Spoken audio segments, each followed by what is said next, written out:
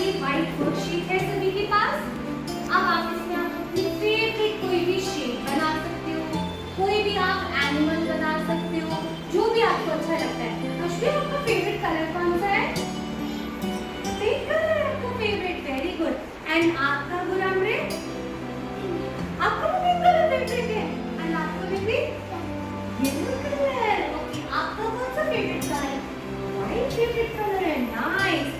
तो मैं अब आपको कलर्स दूंगी और आपको जो आपका भी पिंक कलर है, और जो भी आपको अच्छा लगता है ड्राइंग करने में वो आप ड्राइंग बनाओ, ठीक है? चाहे आप कोई शेप बना सकते हो, आप कोई पिक्चर बना सकते हो, आप कोई एनिमल बना सकते हो, जो भी आपको अच्छा लगे, ठीक है? ठीक है, आपको अच्छा लगेगा आप बनाओगे, ओके? से ओके? ओके।